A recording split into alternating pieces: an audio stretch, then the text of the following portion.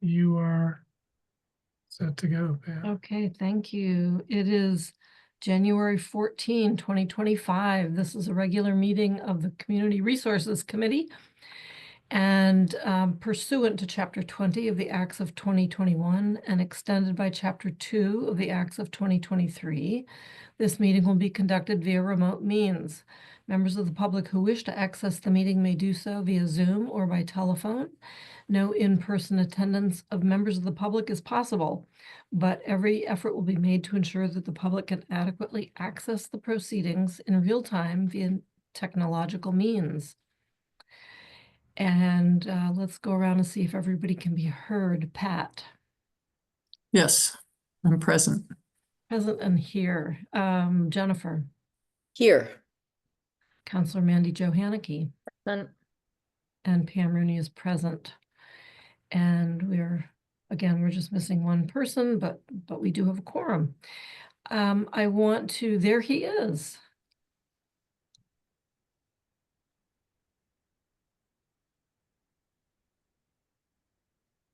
We'll let him settle before we ask if he can hear us.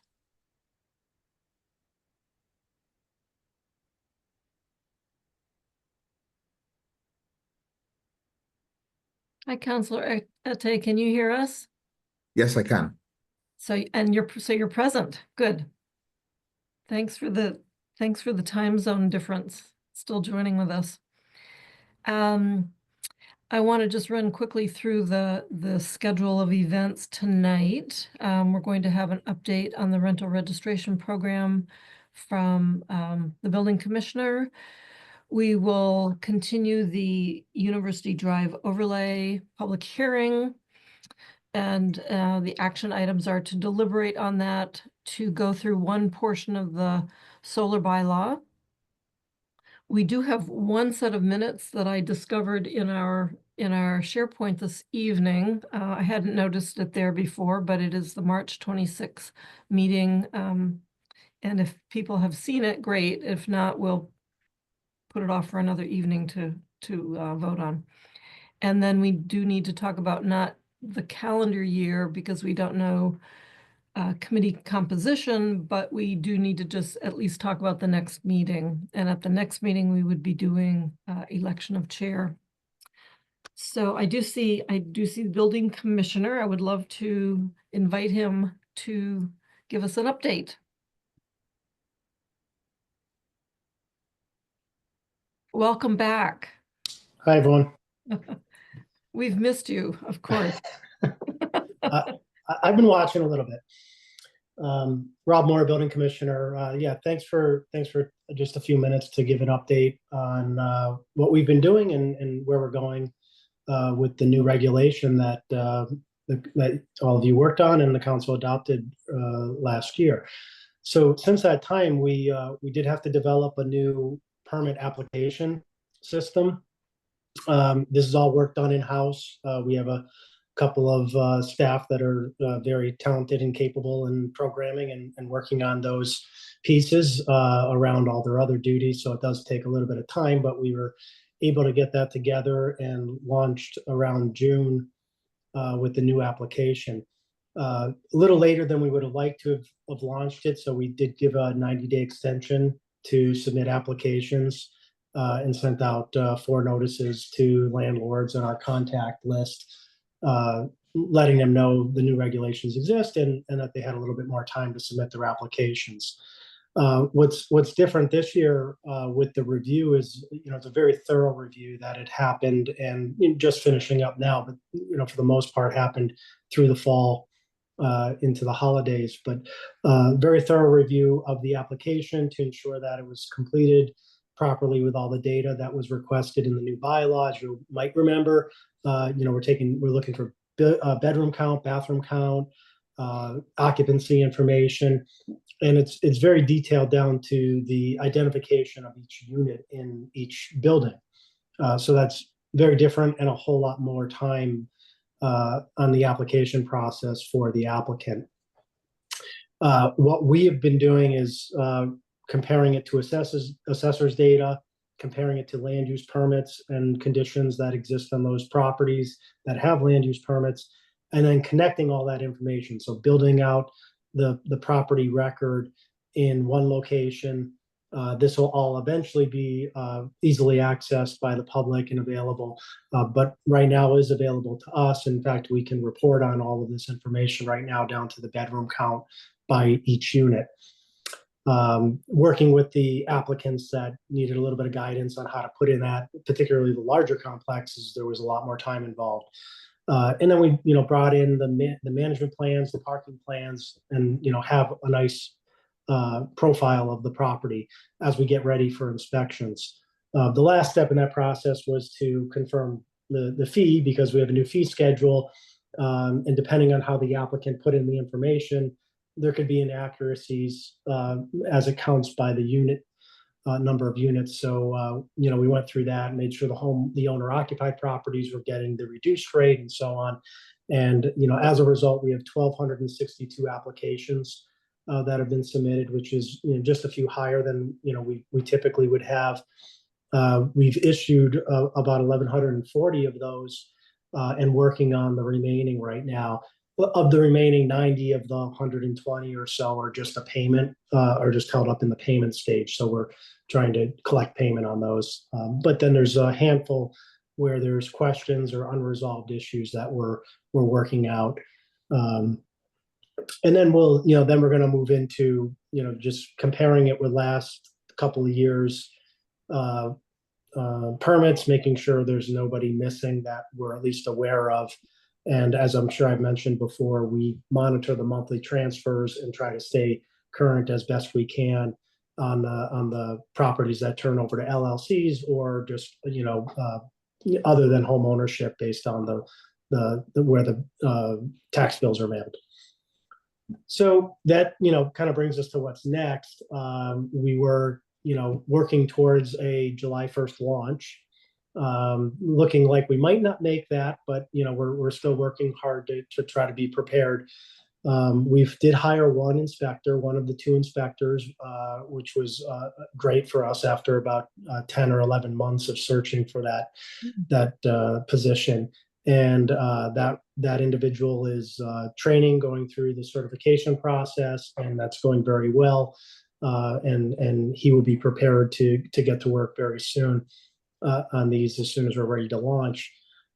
We did just advertise, you may have noticed, we just advertised the second inspector just today, maybe late yesterday, and also the program assistant for the, to support that program. So we're going to work on trying to fill those positions over the next couple of months. Finalize the inspection checklist. That's something, our current staff will work on. Some outreach to landlords and owners, making sure that they get a preview of the checklist and what would be inspected, for the inspection. We also have to develop the whole inspection component of the tracking system. Again, isn't a huge task, but when the certain staff that can work on it, have to fit it in when they can. And then we'll be ready to send out notices and scheduling. So really, for this to work as planned on the 5-year cycle, we really need both inspectors ready to go for that to fall in line with the timing. So ideally, we'll have another inspector in the next couple of months and be able to be ready for that. If not, we'll launch when we're prepared to handle the work, I suppose. I do have quite a few contacts and volunteers, I guess, to let us, test out the inspections that are willing to be first, and probably could get more. So we'll take advantage of that, both for ourselves for training and for the systems training. But yeah, so happy to answer any questions, but that's where we are. Things are going very well, a little slow, but going well, and we're collecting a lot of good information. Any questions from anyone? Pat? Thank you. Rob, I have a quick question about how the information on bedroom counts and all those other things have compared to the assessor's data. I know when we purchased our home and it was 2 bedroom, blah, blah, three, whatever. The assessor came and discovered a second bathroom that had never had a building permit or anything, which changed our tax thing, which wasn't a big deal, but so if that can happen in a private home, how has that happened in any of these rental units? It's happened a lot. So that's part of why this has been so time consuming, because it requires then a back and forth discussion with the owner or the applicant to try to understand what is actually out there without doing the inspection. So we're trying to get the data as accurate as we can. And then, of course, we'll be confirming that when we do conduct our inspection. The most important thing is unit count and bedroom count for us, and making sure we can get the fee set. And a lot of the reason for doing that level of work at this time is for the renewal.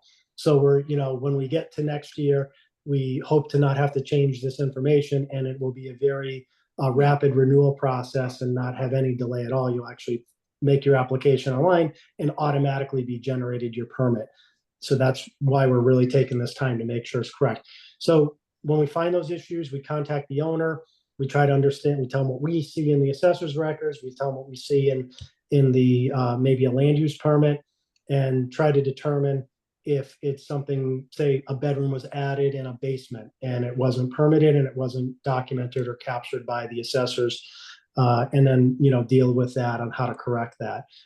We've done a number of inspections for those types of purposes, not whole unit inspections, but to look at the issues.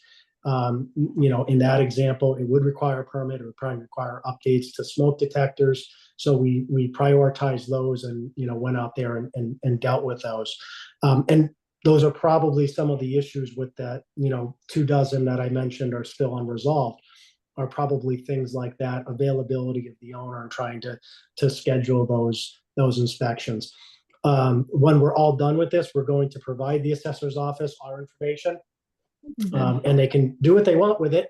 I can't guarantee what will happen, but what will be available is through OpenGov access to this information. So I'll be pretty confident in the information we collect and advertise, make available.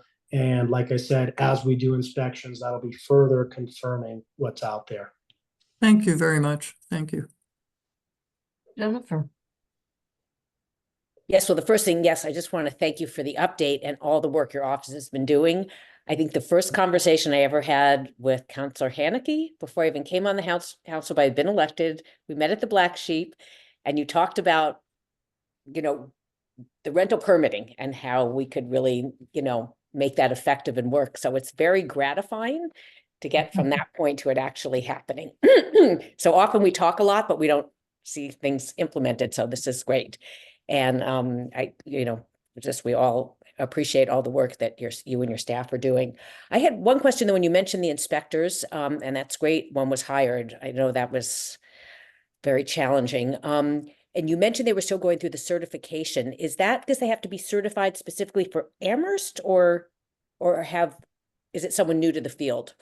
So we hired somebody with a lot of housing inspection experience, a career as a home inspector, and a bunch of other specialty certifications, lead, hazardous material, and so on. Very qualified individual, but not a certified building official through Massachusetts. And, although we didn't necessarily have to have that person certified, it will make this system far more efficient. To not have to bring in, say, a building inspector when, an inspection is occurring and there's an issue that only a building inspector can deal with. So, the goal is to have the inspector that's viewing the property be able to handle it start to finish, be certified and recognized as both a health and housing inspector and a building official. So the building official certification process in Massachusetts is pretty intense. It's a series of exams. You have to pre-qualify and have a background and experience that's acceptable to the state board. This individual has done that and started his examinations and done 2 of the 3 to get the first level certification so far, which is really all we need at this point to become a local building official. on top of all the other certifications that this person holds. His name's Robin Jones. So you'll start to hear his name more over the coming years, I'm sure. But yeah, that's pretty much the goal. And if we can do the same thing with the second position, that would be ideal. Mhm. Thank you. Terrific. I've got a question. I'm glad to hear that you have made your way through most of those applications. How confident are you feeling that you've tracked down most of the, I'll just say, the non-owner occupied dwellings in town? It's all been by volunteer applications so far. So that is our next step, is to really, cross-reference it with whatever we have. We have the last few years that we would rely on for permitted properties. We'll check those. And then, we're constantly looking at advertisements and responding to complaints and watching the property records. That's about, the extent of, what we can do at this point. Thank you. Pat? Another quick question, actually probably wouldn't be able to answer until their actual inspections started. But a friend of mine months ago, and I think I sent you a copy of a letter that landlords were sending out that kind of made their tenants feel pretty uncomfortable about having an inspector come in. I mean, they kind of distorted reality in the letter. What kind of impact do you think that's going to have on tenants allowing inspection? And you might not know, Yeah, we're expecting it to have an impact. Now, we didn't receive as many of those, disclosure opt-outs, whatever, however, I forget how they actually packaged that up, but they had recommended that the landlord association had recommended that owners submit this form to us with their application, letting them know that they are not, necessarily, making themselves available, or the tenants are making themselves available for inspection. We'll deal with that. We didn't get as many as you might have thought because of how kind of widely spread that information was. But we'll do our best. I think I'm not really worried about it for the first 2 or 3 years, because we have so many to look at. We just move on. We just keep moving on and kind of get the numbers down. And we'll work with the owners. I've had multiple conversations with the landlord groups and individual conversations with landlords and property managers. We'll get to a point where we'll schedule around occupancy, or wait for certain tenants that aren't comfortable with us in there. If they happen to leave, and there's an opportunity, we'll start to generate lists like that to get through them all. But I'm not. Well, I guess I'll know more as we get into it. But I'm quite certain we'll have plenty to do as we launch this. yes, thank you. Thank you. Any other questions, even from town staff? Although you get to ask Rob anytime. Yeah, so I'd be curious to know when the second inspector is hired. Maybe I guess it would be in Paul's, maybe in his report to the council. Yeah. Yes, probably. Yeah. I was just going to say, I also appreciate the fact that you reached out a number of times to the landlords. And I know in one case, I kind of gave somebody some misleading information about the timing of things. And I think she regretted talking to me. Luckily, she's a very good friend and a neighbor. So, we reconciled, but I'm glad you are reaching out. Yeah, we did have a number of late applications, and I think the message we're sending, we're trying to start this off with the message that things are changing. We're going to be more aggressive. We need to take the application this seriously, prepare for inspection seriously. So there were a number of applicants that came in late and ultimately ended up paying a late fee. So that it wasn't, of course, the goal to collect these fees, but it did catch a number of people by surprise. I think there was a lot of, well, this isn't how it's done before. If I submitted it late, no big deal.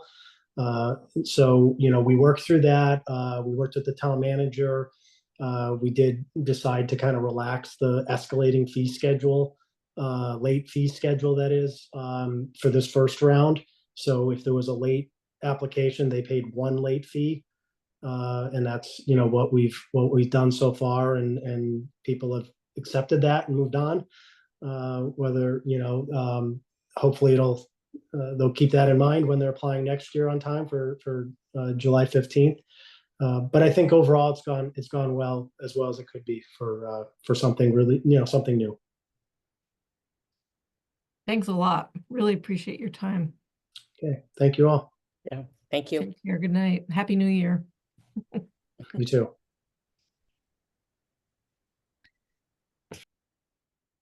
I neglected to say when we were going through the litany of items tonight, general public comment will follow the discussion on the solar bylaw and the submittal requirements. So that's item number 6. I just wanted to let people know. So we are back to University Drive, and we are continuing that public hearing, and the time is 6:51. In accordance with, let me just write that down. In accordance with the provisions of Mass General Law, Chapter 40A, this public hearing of the Community Resources Committee of the Amherst Town Council has been duly advertised, and notice thereof has been posted and is being held for the purpose of providing the opportunity for interested residents to be heard regarding the following proposed amendments to the zoning bylaw. As referred to this committee by the Town Council, a proposed zoning bylaw, Article 17, University Drive Overlay District, to consider amending the zoning bylaw by adopting the University Drive Overlay District as Article 17 and amending the official zoning map by adding the University Drive Overlay District. The Overlay District would include properties on the east and west sides of University Drive between Northampton Road and Amity Street, and would establish its own requirements for only mixed-use buildings, including dimensional standards, standards and conditions, and design guidelines. So I want to open up to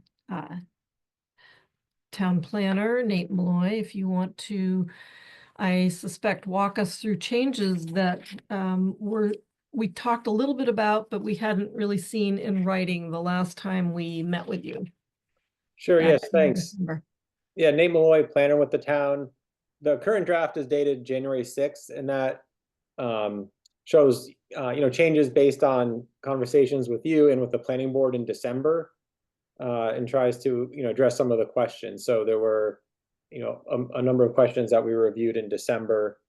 I could share my screen, or I could just go through it. I'll share my Why screen. don't you do that?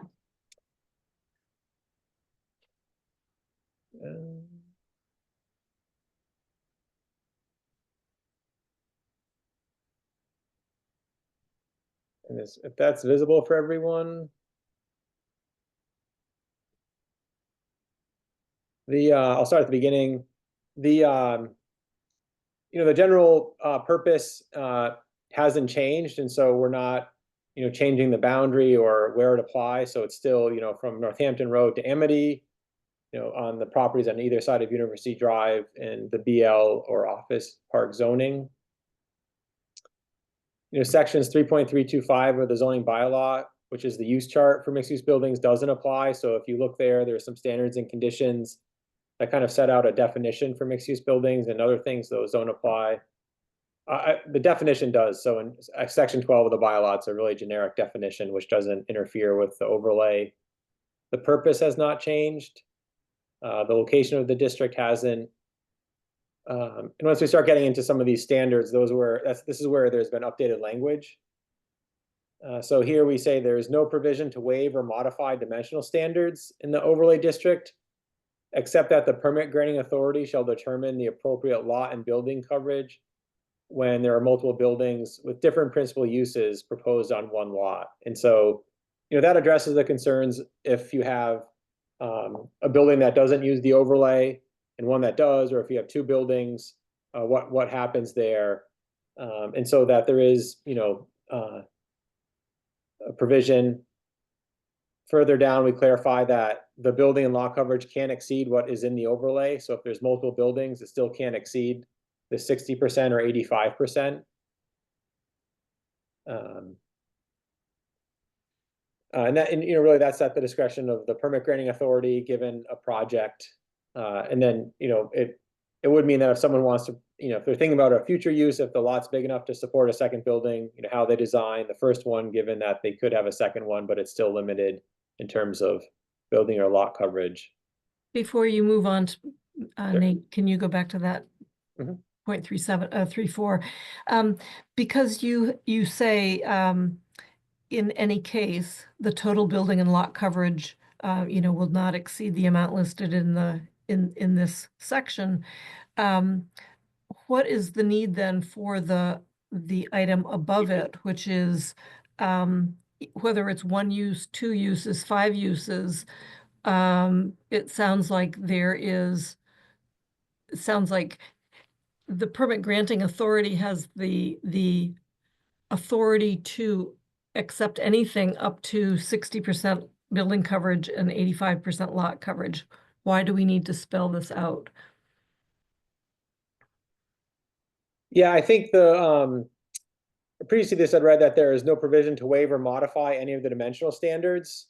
And so, you know, setbacks or height or other things couldn't be waived. And so, yeah, I see that now that perhaps we don't even need this, this addition here in 17.3.1. Yeah. It could be that if we wanted to propose something different, we could, or we just, you know, I think we could reshorten this to say, except that the permit granting authority shall determine, you know, we could stop it short and then explain it more down with the asterisk, just so that we have some provision to waive or modify the coverages, just so that, you know, if we wanted to keep this statement, we'd something allow, except that the permit granting authority can modify or, you know, lot and building coverage as below. And that way we're, you know, the two conditions are talking to each other. Yes, that makes a little more sense. Counselor Haneke.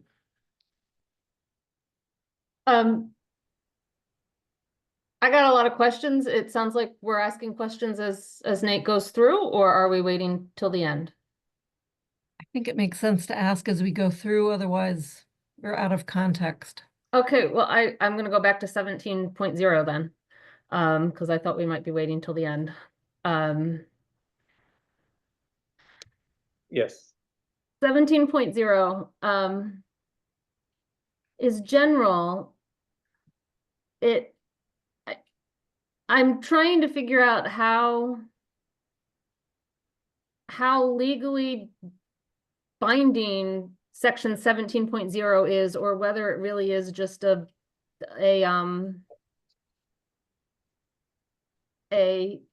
almost a purpose sort of, you know, we've got a purpose one in 17.1, but 17.0 also seemed to be kind of purposey. Now I know everything adopted is technically legally binding, but I ask this because you said it now, and I asked this question last time and nothing's changed. So I assume the answer was it doesn't. But when I read 17.0, the sentence says, as such, the standards and conditions in section 3.3, specifically 3.325 of the zoning bylaw, do not apply in the overlay district. The specifically 3.325 of the zoning bylaw is a parenthetical. Legal construction says, as such, the standards and conditions in section 3.3 do not apply to the overlay district. So does that mean, because I'm trying to figure out, what does the overlay district allow you to build? And it says only mixed use buildings, but the dimensional standards don't say they're only for mixed use buildings. It's unclear to me that it's only 2 buildings. Everything is unclear to me as to what falls into, you know, dimensional standards these are the dimensional standards. I guess I'm not quite understanding what the scope of this overlay district is as it relates to that general statement, because that general statement would mean all of the conditions about apartments, including max 24 units, all of this don't apply in the overlay district. Flat out don't apply. And so I'd kind of like an answer to that question, because you talk about mixed use buildings, but when I read this, it reads about all buildings, not just mixed use buildings. You know, the dimensional standards seem to say any building that's front facing, not any mixed use building that's front facing and all of this. So can you help me understand how all of this relates to non-mixed use buildings that want to be built? It doesn't. And so this very statement is right here. The district establishes requirements only for mixed use buildings. And so if someone wants to build an office building or an apartment, they follow the base zoning. If they want to do an auto parts store, they follow whatever is allowed in the zoning. So the overlay does not apply to anything other than mixed use buildings.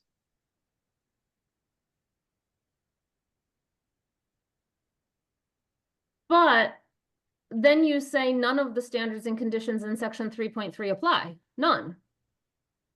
Not just 3.325. So we could clarify that. Mix of, We could clarify that. So, you know, when we're not going to repeat throughout the bylaw that it only applies to mixed use buildings, you would say it once, and then everything else is related only to what's allowed in the overlay.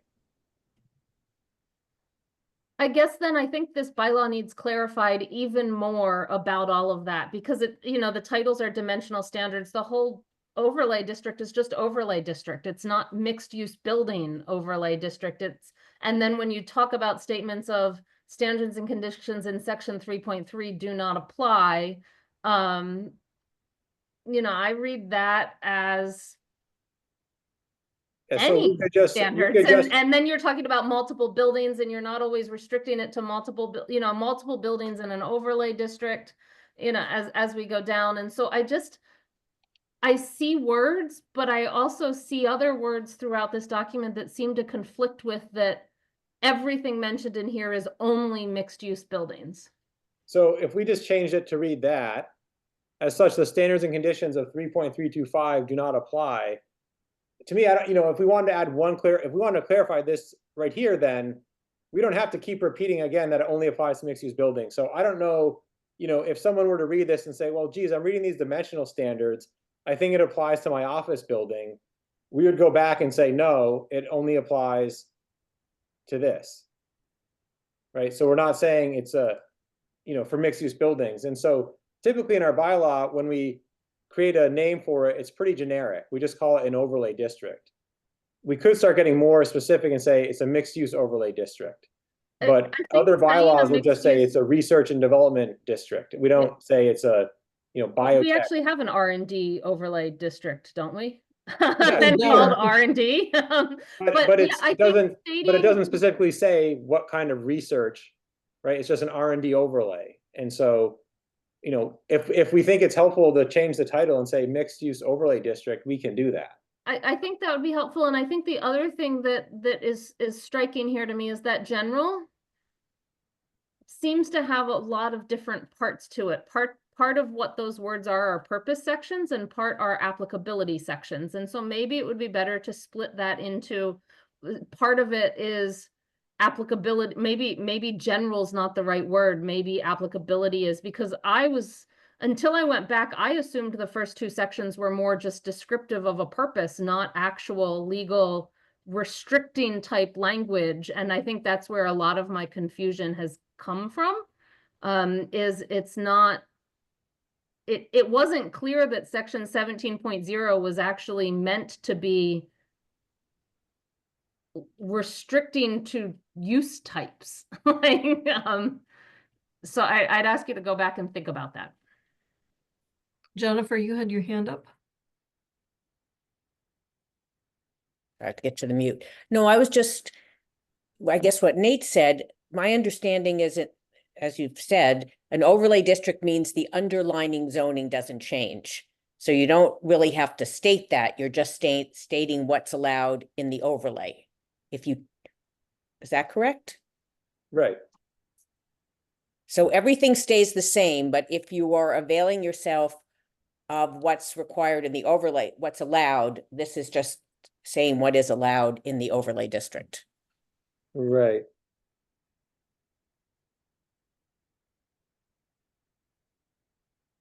these are good notes.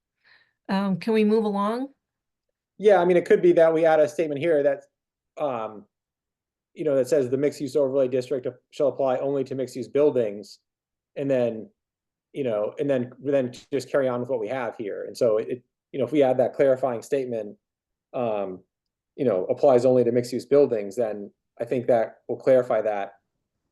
In terms of how the structure of this, we try to follow, our bylaw has different structures in terms of is there a general section, a purpose, applicability, and so we've been using kind of how we laid this out in terms of its the subsections following what we have in our bylaw, and so we could modify it to say applicability if that's again a clarification.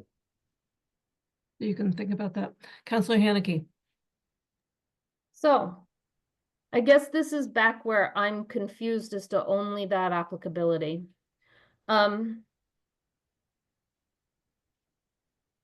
Looking at the setback requirements. All of the east side of U Drive is BL. No, is BL, I believe. Some is office. Some is office park. And then the west side is, I'm not sure, is the west side COM? I'd have to look it up, but the BL minimum setback is 20 feet. And so you could build a building on the east side of U Drive that is a very small office building that has a 3-foot split between that and a mixed use building, use the mixed use for the overlay that needs 24, but the office building only needs 20. Is that correct? Yeah. And so why would we then be having different setbacks for different types of buildings because of the overlay or the non-overlay? And I guess that's where I'm getting confused. Because the overlay allows for a much taller building than what the other zoning allows for. But if we're aiming for a streetscape that is uniform, don't we want the same setback for the underlying zoning and the overlay zoning? Not necessarily. So, we're also calling for step backs in buildings. And so depending on how big a building is, we might actually want a 3 to 5 foot step back at different points to vary the architecture. And so, generally we want something, say, along a setback line, but that doesn't mean it's going to be, we want a wall of a building. I mean, I think you could even have step backs or a building with an L that's 10 or 15 feet, depending on how the mass of the building and how it's designed. And so, to say that it has to be within so many feet of the setback or be very prescriptive, then it limits really what kind of site design you could have. And so I think that's fine that they're not the same.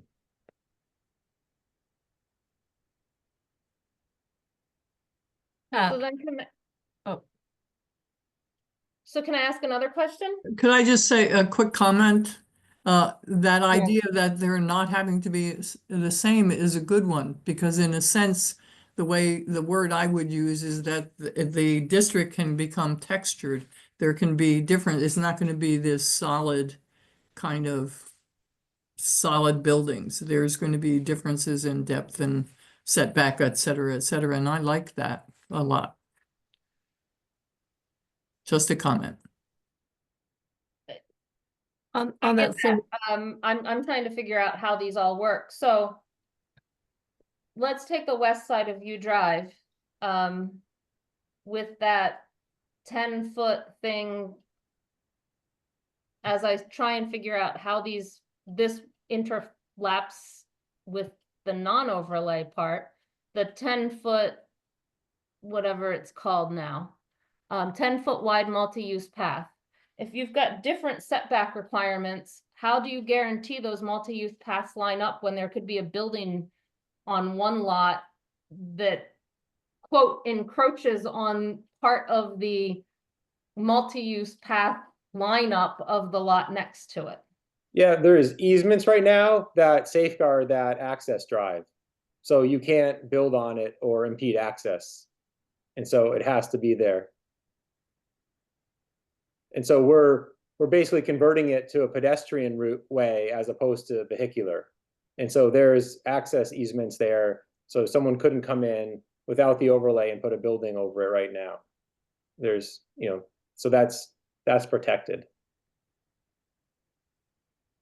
I'm going to add something too. If I think of converting any of these parcels from their current use, I think the only economic opportunity would be to go to a mixed-use building that would give them the height, the number of rooms that they want.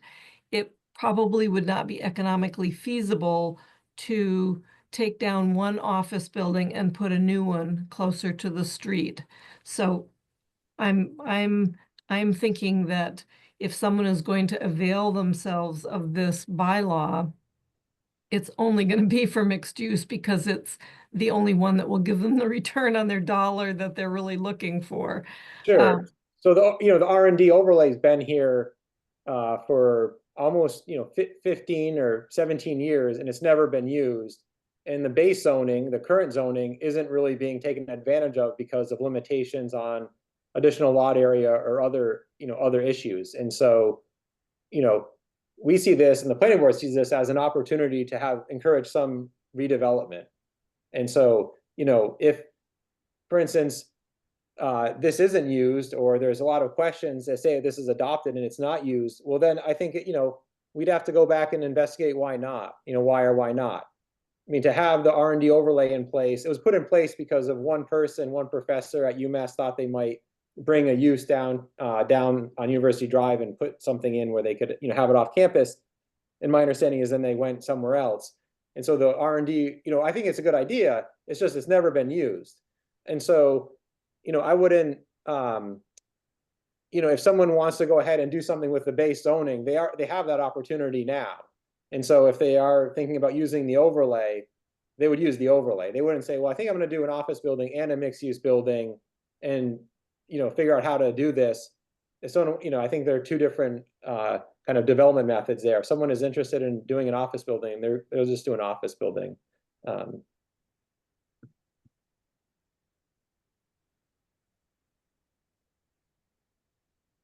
move on.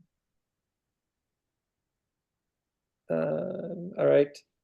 So the front yard setback on Northampton Road was reduced to 20 feet, both to match what's on Amity and given the north side. Again, it's sometimes the right of way and the curb line is not all parallel or consistent, but 20 feet works on Northampton Road as a front setback. We added 17.351. When a side or rear yard abuts a residential use in a residential district, there shall be a minimum 30-foot buffer measured from the property line that is vegetated and has a pervious surface and shall not be used for dumpsters, mechanical equipment, driveways, or other activities supporting the mixed-use building. So, for instance, behind Charles Lane, what this would mean is that, there's a residential use in a district, so that there has to be a 30-foot buffer along that back property line that needs to be vegetated and meant for screening.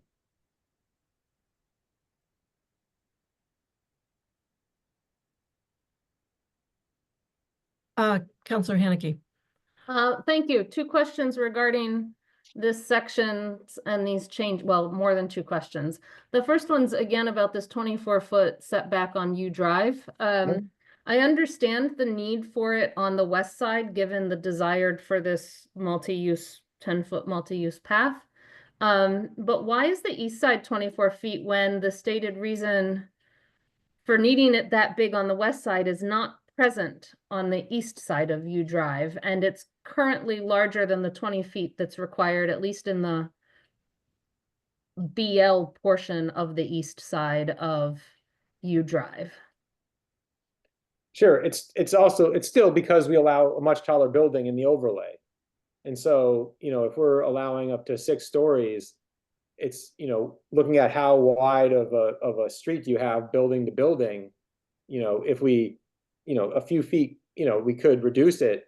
But we think that's a nice width to have. So, you have enough greens, you have a building, green space. If you're starting on the east side, you have then Swift Way, the road, a nice wide green space, multi-use path, and then building. And so you have, what is a really generous spacing to allow 6 stories to not overwhelm the street. Okay, my next question is related to this new section regarding the 30-foot buffer.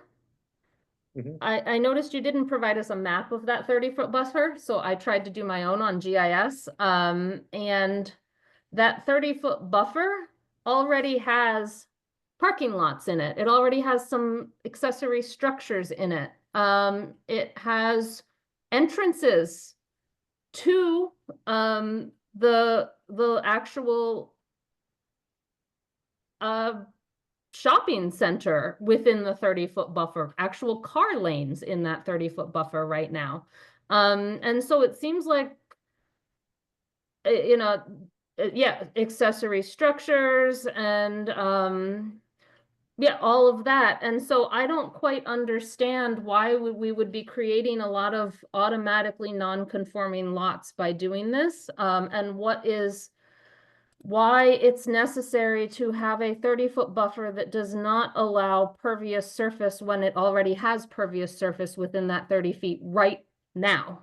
I mean, maybe an additional setback for a building, but we're talking about just travel lanes that are already within that without actual vegetated pervious surfaces there, because they're actually impervious parking lots and entryways to the actual lots right now. So I don't get why we have this as written at all.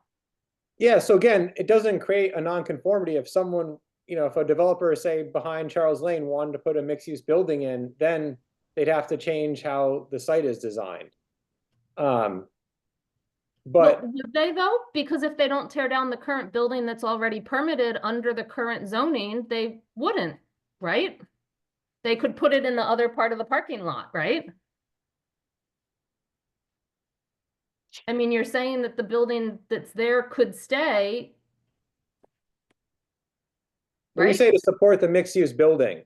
So if they're putting a mixed-use building, if they want to convert what they have and put a mixed-use building close to the property, well, then we go to another provision.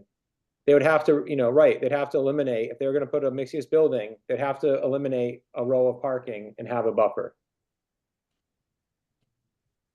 Even if that mixed use, even if they don't remove the current building, but that current building might be under special permit and require all of that there. We're saying if this stuff supports a mixed-use building. So at the end of the condition, it says, and other activities that support the mixed-use building. So how do you determine whether a driveway access to an entire lot that has two different buildings on it, one of which is not a mixed-use building, supports a mixed-use building or not?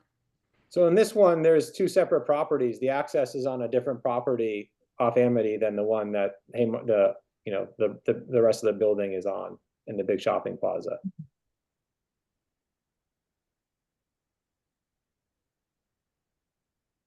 I think Only- this is an item that maybe we come back to.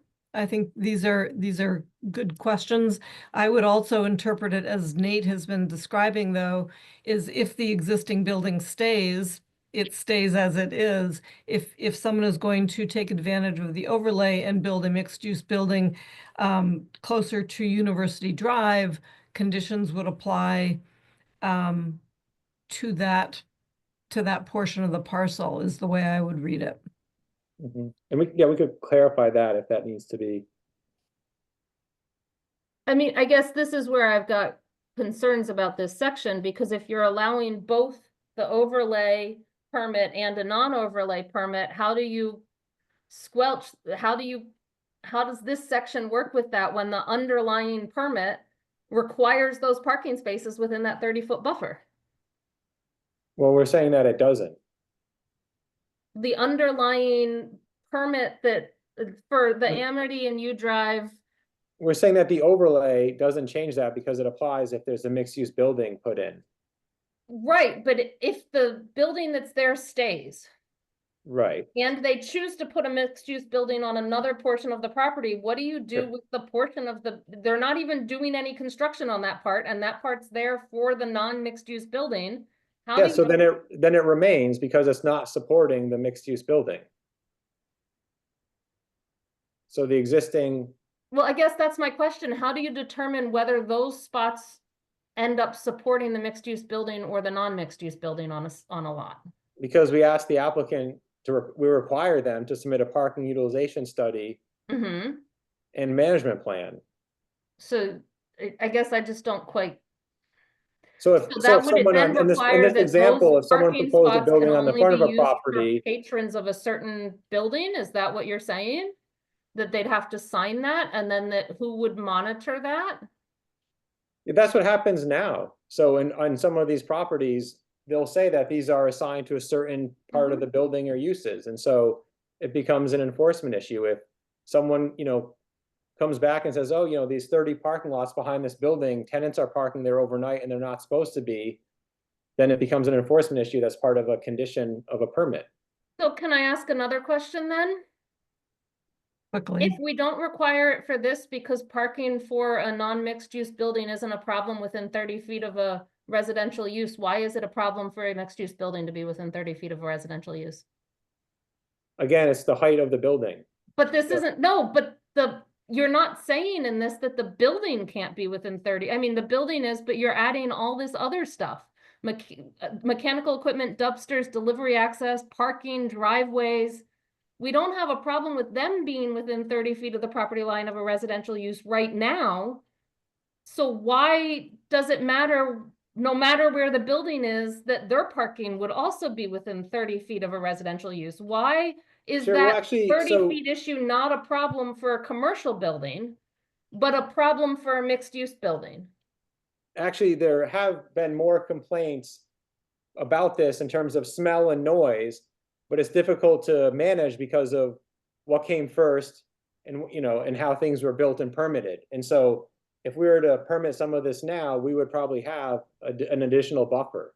And so that's what we're providing in the overlay. So we have an opportunity, if someone is willing to do something different back near the end of backside of a property or near a residential district, we would want some additional buffering from it. And that's what this is proposing. And so really the overlay is meant to encourage, right, buildings along the street. If someone wants to put a mixed use building that is going to be served near the back of a property near a residential district, then they have to have this additional buffer. And then there's, a requirement to have a lower building. Okay, I'm not even talking, we haven't gotten to the lower building yet. I'm talking about this buffer and the vegetated and not have driveways and parking there. It's especially when it's there now. Right. So really, we're not changing its use. But also, We're not, but that we building can put stay. within this overlay that we want the parking at the back of the lot. We want the parking behind the buildings. And then we're saying, oh, but you can't go where it is now. And I guess I struggle with saying that because it's not like it's not there now. It's there now. The parking is there now. And we're saying, okay, you can redevelop this lot, but you can't keep the parking where it currently is. If it And serves. that makes no sense to me. And then It I have one doesn't- other question. Hold on. I'm going to go to Jennifer briefly and then come Okay. back to you. But we are creating an overlay district. So we're trying to make it the best it can be. So maybe we want to go back at a later time and change the underlying zoning. But for now, we are creating an overlay district and we're trying to make it work and be as aesthetically pleasing and all of those as we can. So that's a little what I'm getting is maybe we can't change, you can say we once allowed buildings, whatever, to be built like X, but in this district, we've learned maybe we would do X, what we previously did differently if we could do it over again, but we can't. But in this new district, we're going to learn from what maybe our mistakes and try and make this the best we think it can be. I mean, that's a little of what is that apply at all? Yeah, no, I think that's a nice way to put it, right? So that's why we have different setbacks and requirements. If we want, wide sidewalks, why would we have a 0 setback and then complain that we have a narrow sidewalk, right? So if we want wider sidewalks or we want a buffer between residential uses, we can say it in the overlay. And, right, I think if we were to look at this now and say, oh, wow, what would we want? We wouldn't want a commercial parking lot, up against residential properties with no buffer. with no landscaped area or anything. And so this overlay is saying, well, if you want to put a mixed-use building and have a service area behind the building, it has to be 30 feet back. Right. Which by the way is only 10 large steps. So it's not we're not talking a huge area. Counselor Haneke, you have your hand up, and then I'd like to Yeah, take note of this, but then move to the next item. vegetated. Why are we requiring vegetated in this era of climate change where vegetation might require watering during droughts or not watering during droughts? And when we see what's happening in LA, we don't know that vegetation will actually help prevent the spread of fire or anything, and might actually require extra use of valuable water resources that we shouldn't require.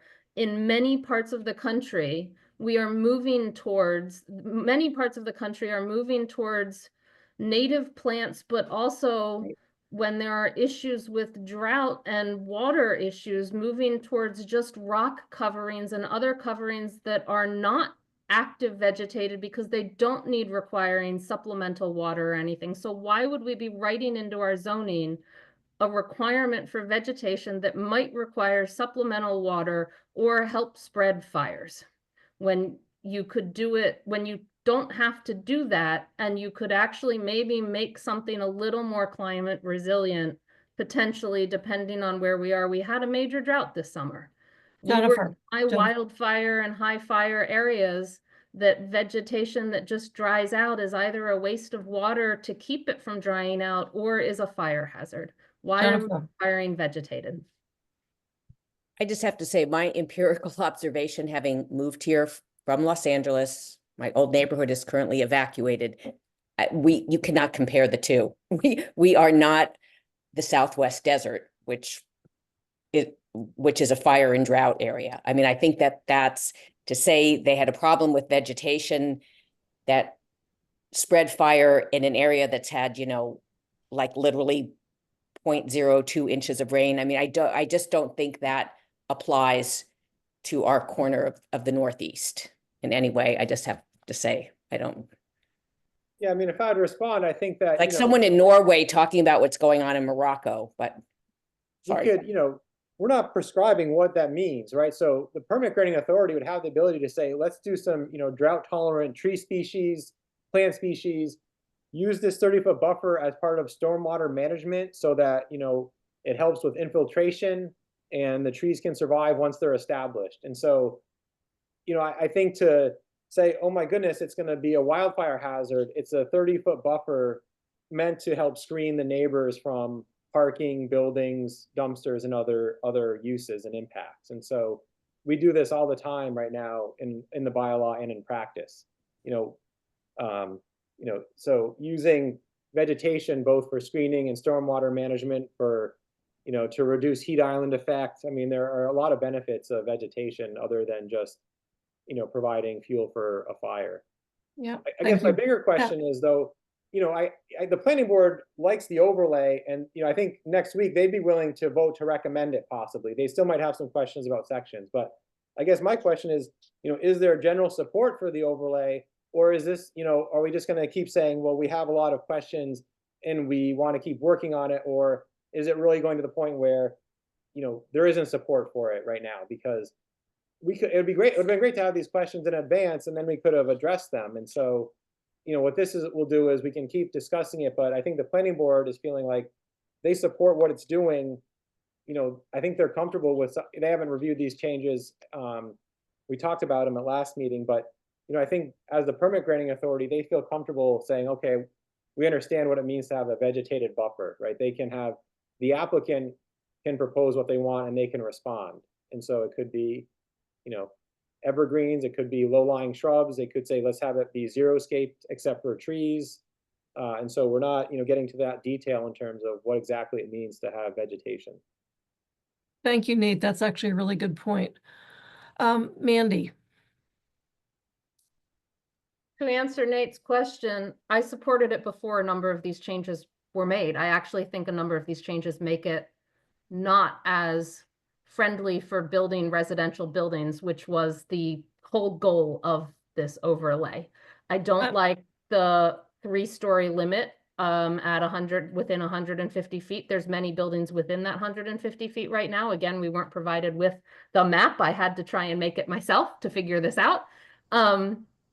I don't like the 30-foot buffer when we don't require that for any other parking lots near residential uses at all. Parking lots can now be within the regular setback, including apartment building parking lots that are next to other residential uses. I don't understand that requirement at all. I think it's actually makes this overlay proposal worse. There are some things I actually do think are fine. The one in 17.412 that has been added is fine. I actually asked a number of these questions for the last one, but we never got written responses. And We had, excuse me, I know I wasn't at that one. We never Right. got the written responses. In reading this amendment, I could see a number of my questions were answered. So Right. I do understand, I do understand that. But to say we didn't ask questions, we did. And you've had some of these questions. These are all new stuff that I know I was not at the last meeting. So this is my first opportunity to ask the questions and say, you know, I actually don't agree with some of these. And so I'm asking my questions about it because I don't agree. And I'm not sure I will vote for it with these changes in there. And I don't think I should be told I can't ask the questions. And I feel like I'm being told I can't have this conversation right now. I'm not trying to do that. But it's good if you ask the question once and instead of 3 times, just to shorten up the time frame. Pat, you have your hand raised. I'm not really sure. I just wanted to say that I have a similar concern to Nate, and not simply because of Mandy Jo's questions, but for other things that have happened. This is a really positive step for the University Drive area. And for potential housing in Amherst. So I would like to see this committee recommended to the council and concerns then be brought up. I'm not saying to end this conversation right now, but I also feel like we need to get this to the council. This is the same, you know, there's kind of a way that we stall things intentionally or not, that is quite frustrating. This is a good idea. Let's get it before the council. Jennifer. Yeah, I agree with Pat, and I think that many of these changes wouldn't surprise you, I was pleased to see. So, yeah, I am encouraged by the way that it's shaping up. I mean, there's still some things I'd like to see maybe added or be different.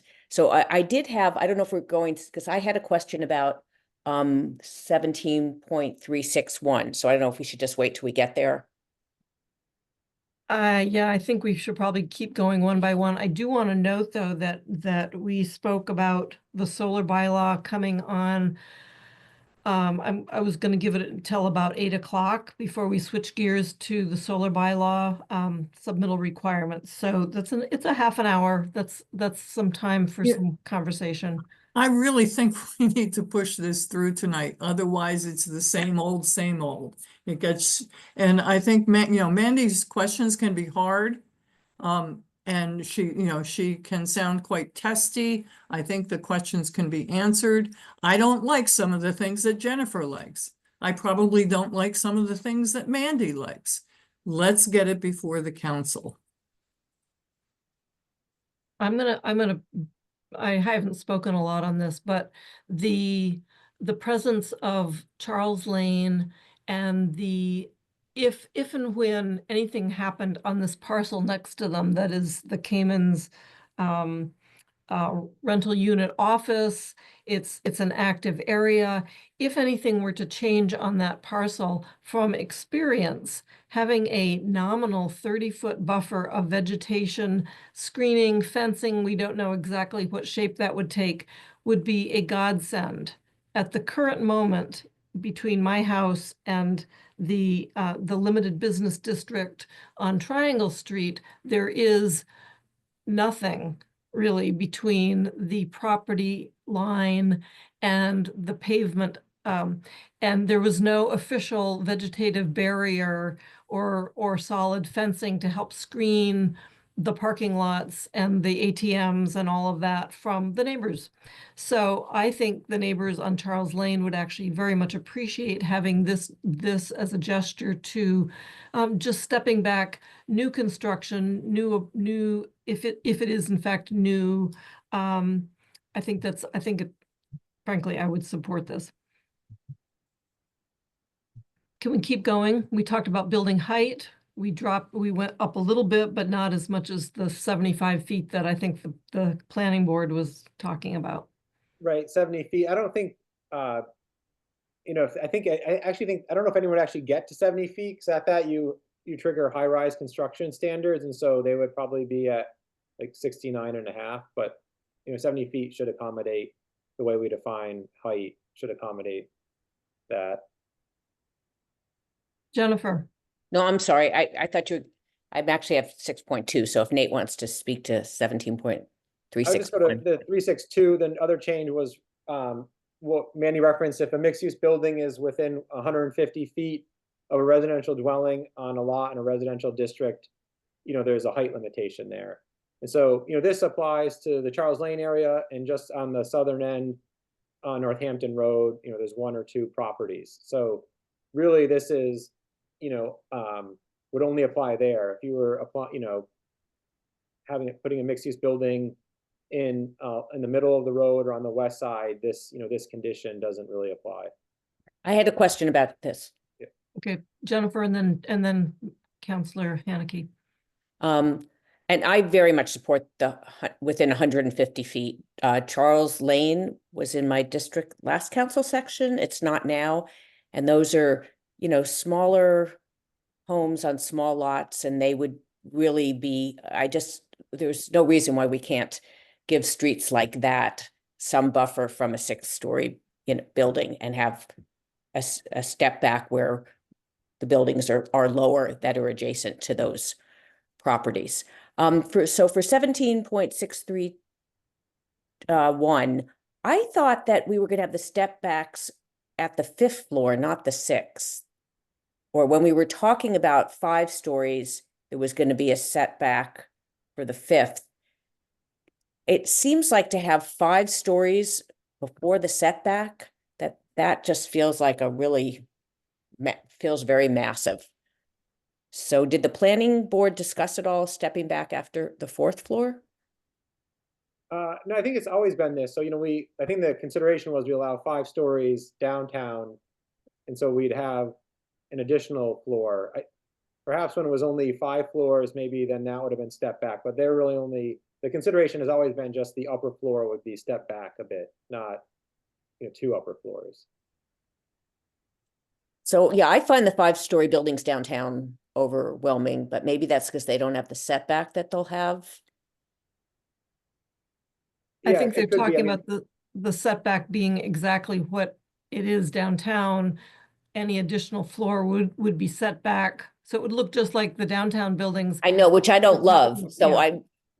I personally would like to see the setback after the 4th floor, but that's right. At the my same time, personal opinion. if you're on Swift Way and then you see the building, you know, the distance between where you're walking and the building is much greater. Much greater than on East Pleasant, yeah. Or Councillor Haneke. You're muted.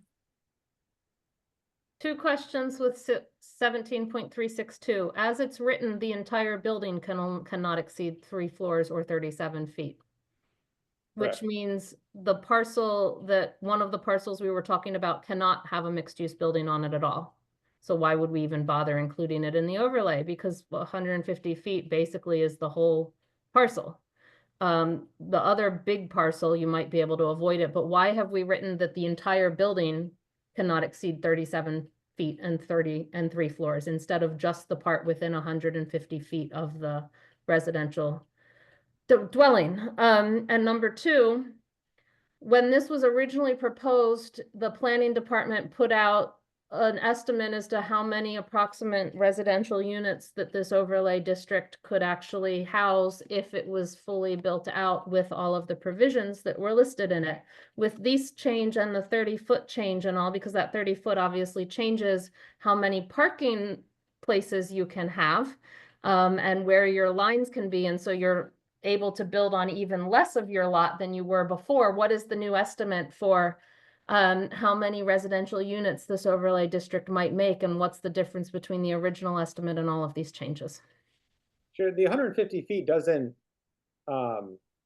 eliminate a property from the overlay district, as far as I can tell. It eliminates the property from being able to have a mixed use build and use the overlay district. That I don't know whether it's the Greenfield Bank one, that small one you said the entrance on Amity is 150 feet, goes 3/4 of the way through the building.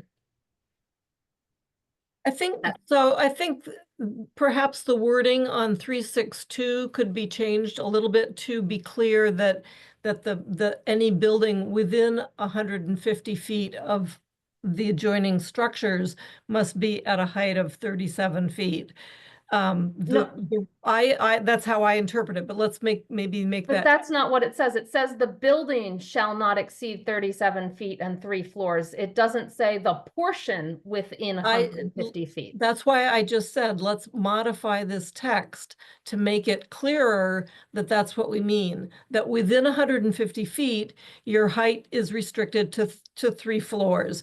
Outside of the 150 feet, you have full height of 70 feet. And maybe that the wording is obviously to you very confusing. So let's ask to have that clarified. It's not confusing, it's what it says. That's what I'm saying. So we need to modify the wording so that it says what we want it to say. And that's Great. okay. I would like to see that modification. I'd like to see this go, but back to Nate saying it doesn't, that one small parcel you were talking about 150 feet from the closest residential building is nearly the entire parcel, Nate. So that parcel cannot basically utilize this overlay. But they At still 6 can put a stories. 3-story mixed-use building. They're just not, they just can't go to the 6 stories. So they Right. still can use the overlay.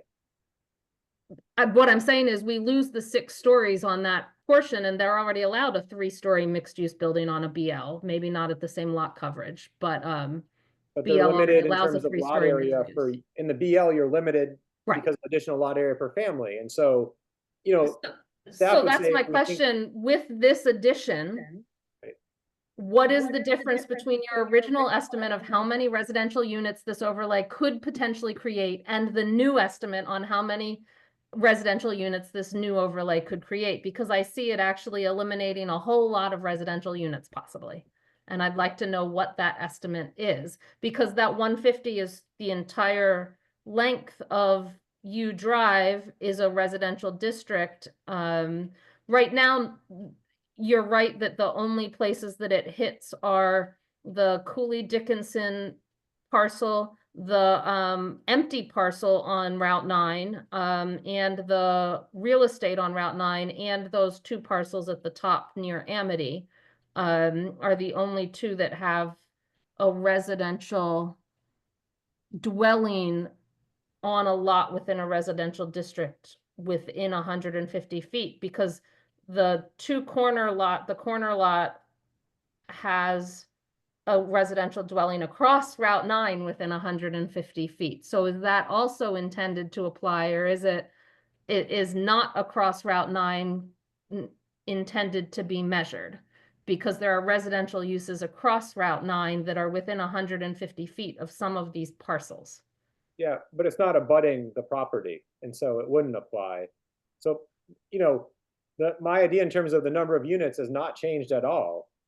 The whole idea was to try to pull buildings up toward the front of a property, and so, when we were considering estimates, I wasn't thinking that, oh, we'd have a 6-story building everywhere on the property, because there's still site constraints and development constraints in how big a building would be. And so if you take that corner building you're talking about with Cayman's in that property, they wouldn't, create a building that is so massive that it takes up the whole property. They would still create a building that works with the site in terms of parking, access, driveways, and other things. And so you're really not limiting what could happen. you can't put a 6-story building on that lot anymore. You can only put a 3. That limits 3 I was stories. honestly, I was never envisioning that that would become a massive 6-story building when we were doing our estimates. I was looking at what are the probable properties for redevelopment, and say there's 6 or 7 or whatever. Anything else is just bonus, right? And so the idea is that this could incentivize development of a number of properties. When we developed the estimate of units, you know, it was just looking at that. And so even like say the Big Y Plaza or properties, there's a number of them now that have 100% ground floor retail. Depending on how someone wants to develop that, you could get 80 units, you could get 200 units, right? It's kind of the creativity of the developer, how they want to provide parking. If they want to put in a lot of units in the 6 stories and have covered parking on 2 floors and be really creative, then sure. And so, you know, our estimates were just really kind of conservative, saying, okay, here's lot coverage, here's what a building size could be. And to me, that hasn't changed at all. May I?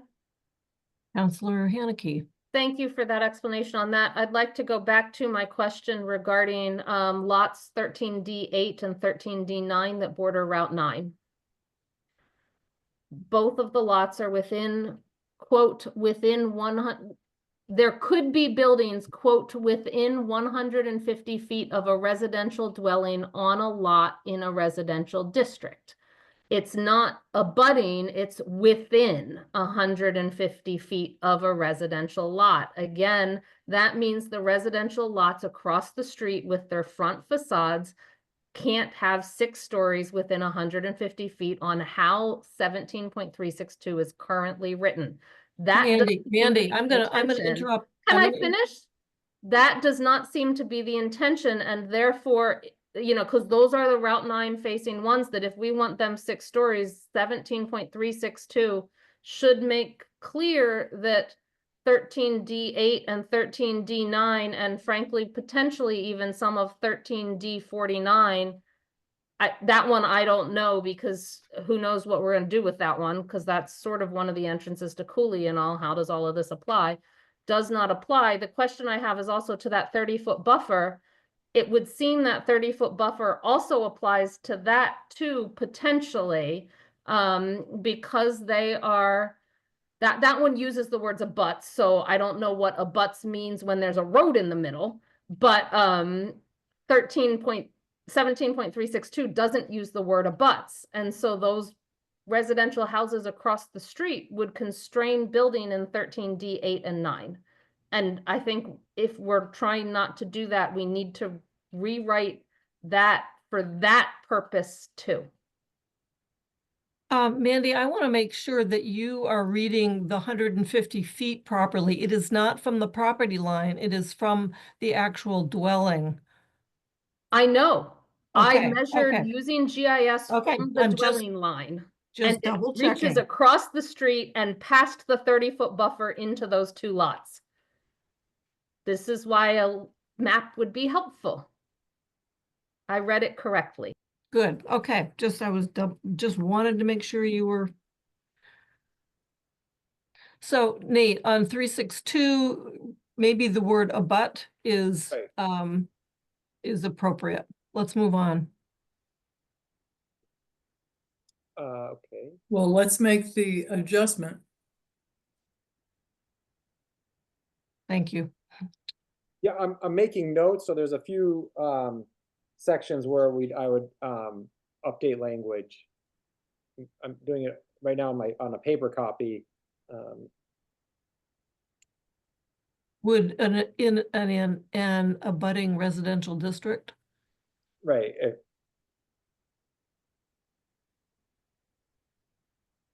The question is, the residential districts encompass the road.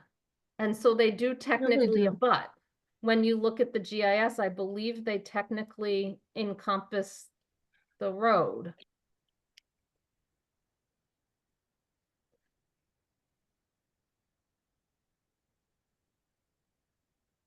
Yeah, the residential districts technically abut because the BL, the OP goes halfway into the road and the RN comes halfway into the road. Yeah, I was gonna say maybe it here.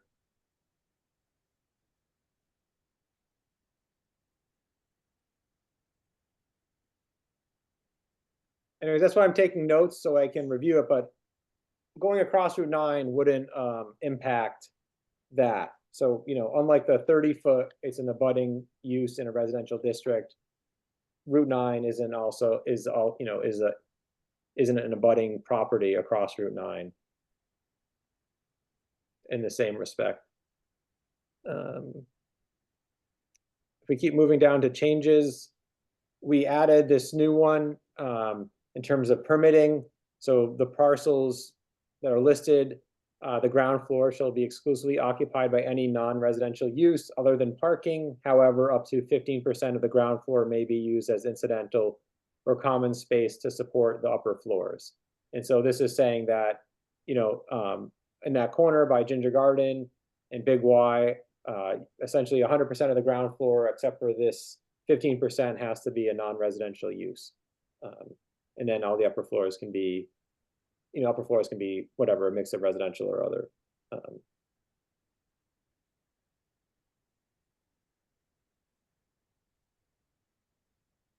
Andy.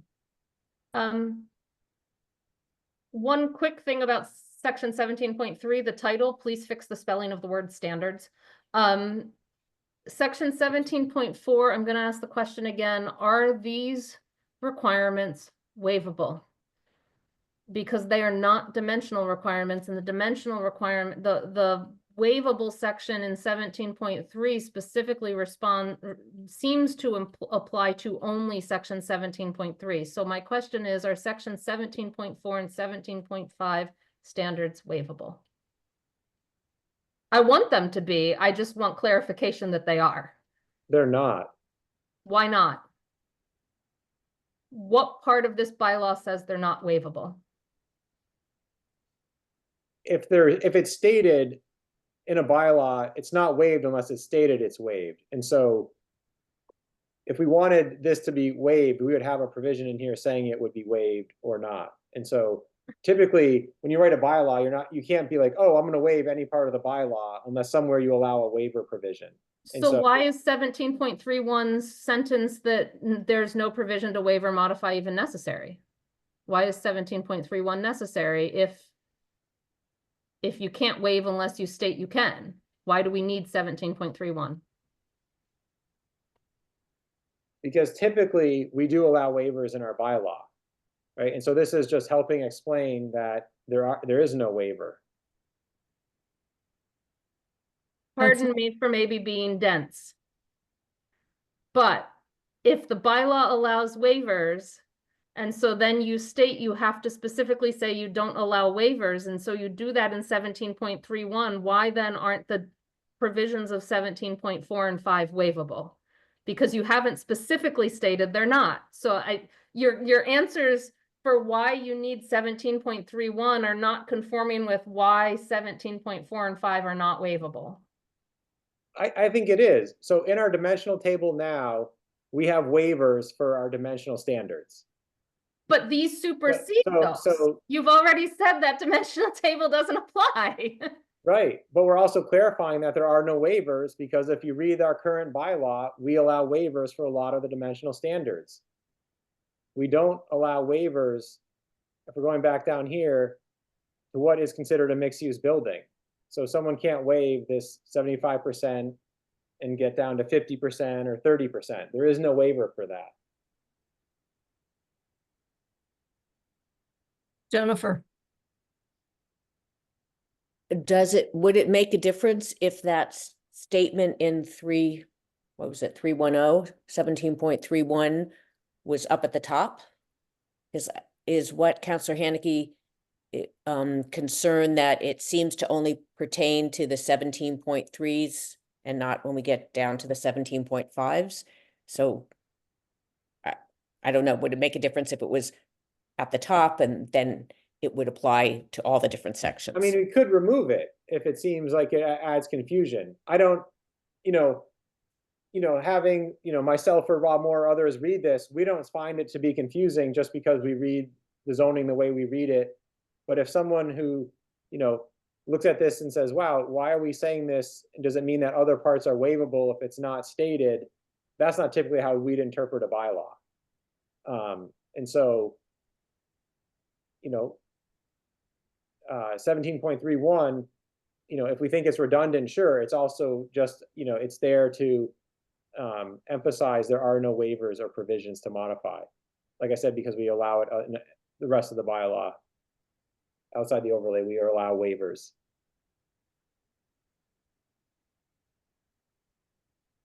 Well, we already talked about, hold on, we already talked about 17.31 being perhaps needing to truncate it. Yeah, I had a note to do that anyways, to, you Okay. know, So remove, you know, maybe do a cross out there. yeah, I wanted to say something, you know, except for the permit granting authority, you know, something about lot and building coverage, and then just have it be, you know, this is the statement we have. I still am not understanding why the conditions in 17.5 are not waivable. Mixed-use buildings now, I'm not talking about the overlay, the mixed-use buildings table standards and conditions, which are standards and conditions, not dimensional table, in 3.325, have a requirement that no more than 70% of the GFA of the first floor shall be residential. And there was recently a case down in South Amherst in front of the ZBA where that requirement was asked to be waived. There's no provision in 3.325 that says it can be waived. So clearly there's something that allows it to be waived because it doesn't say it can't be waived. The ZBA didn't grant the waiver, but there was a request for it. And so why aren't the standards and conditions in 17.5 waivable? And I do want to say, I want them waivable. I want that there, which is why I'm asking whether they are or not. And I keep being told they're not, but I don't see anywhere where they're not. That Well, if prohibits it would it. help, we can write to say they're not. I mean, Well, I want them waivable. why? I'd ask to Why? add that they are. Why do you want them waivable? Because there are sometimes conditions where 100% may not make sense anymore. Are you talking about this one right here? Or the 75, this 75% of street facing facade, frankly, when there's two buildings and one of the buildings is not really in front of the street, it's back behind the other one, maybe it doesn't make sense to have 75% of it non-residential. Maybe it only makes sense to have 25% of it residential. It makes sense to be able to waive it because you're specifically allowing multiple buildings on a parcel that might be mixed use, and you might not easily be able to get to it, or it might not be sustainable to be mixed use. Yeah, I want it waivable. I'm gonna say it. I'm gonna call on Chris Brestrup. She had her hand up briefly. Hi, Chris Brestrup, Planning Department. I just wanted to mention the fact that what was requested in the South Amherst property was a variance. It wasn't a waiver. So it was something that was considered to be sort of rock solid in the zoning bylaw, and you had to apply for a variance in order to have it no longer apply. So I just wanted to make that clarification. Thanks. Thank you, Chris. Jennifer, and then I think I'm coming to the conclusion that we probably are not going to vote on this tonight. So we need to wrap up so that we can transition to our other staff who are waiting to speak about solar bylaw. Jennifer. Yes, I just wanted to respond that I hope this is not waivable. And yes, I guess you can always apply for a variance, but we wanted that parcel. This was sort of a compromise, I think. There were many that wanted this parcel not to be part of the overlay. So the compromise, which I would support, is that it be part of the overlay if 100%, with the 15% that's cited there, but basically that 100% of the ground floor be commercial. So I'm not saying that it goes because that's what I want, but I just wanted to, since the request was just strongly made that it be waivable, I wanted to express that I would like it to remain as it is. Thank you. Yeah, I mean, I think for the planning board's purpose, they want to, you know, their hope is that, sure, say a second building on a property has to have the 75% of their street facing facade to a certain depth be non-residential. The planning board said, well, that's great because you know what, if we get enough buildings down here, maybe we'll fill it with uses everyone will want to use, right? So why preclude the possibility of having commercial, retail, office, whatever it may be, in this area? And so, they really wanted to have this provision, whether, it's a building that's, on the street or not. And so you could write something that, some kind of, there is some other standard for a building that, if it's behind a building, it has no street frontage or something. The planning board didn't want to do that. And so this is the overlay that was presented. And so, over the discussions with the planning board, right, there have been talks about, do we allow apartments? Would this just be, residential without any mixed use? And they strongly disagreed with that. And so this is the overlay that was presented and they recommended. And so if you want to have a condition or discuss allowing something like that for a secondary building, or something that has, limited visibility or something from the street, that could be part of the discussion. The planning board has talked about it. I don't think they'll change for that. But the CRC, if you wanted to talk about it and say, well, would we want to have some different conditions if there is this, this possible development scenario, then it could be, it could be added.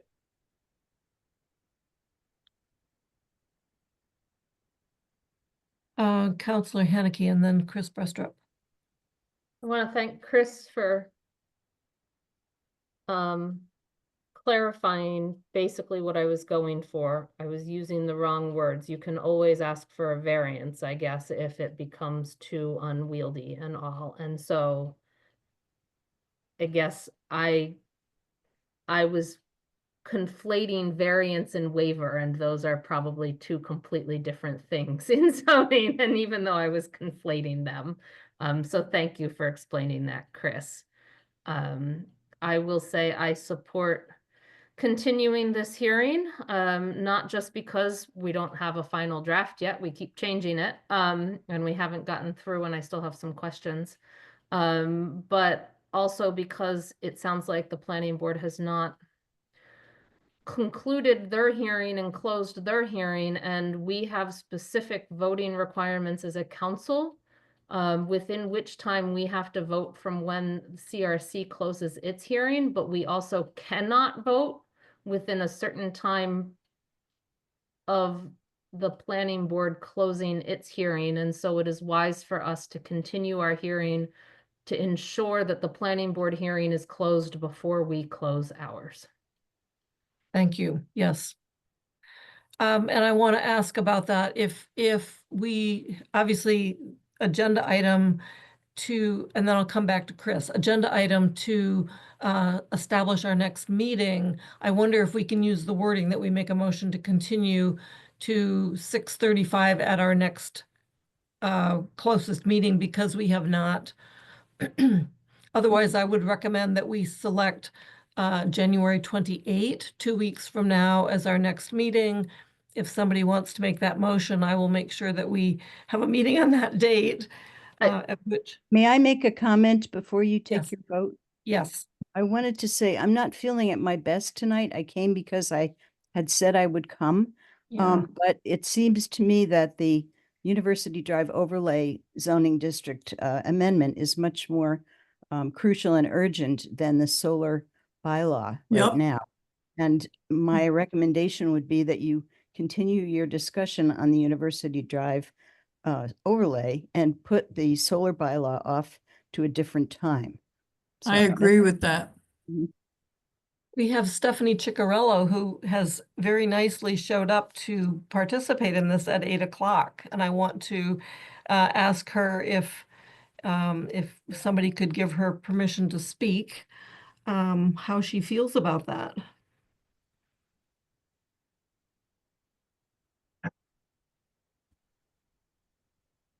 Hi Pam, thank you. I'm fine. I think that's a much more productive use of your time. Thank you.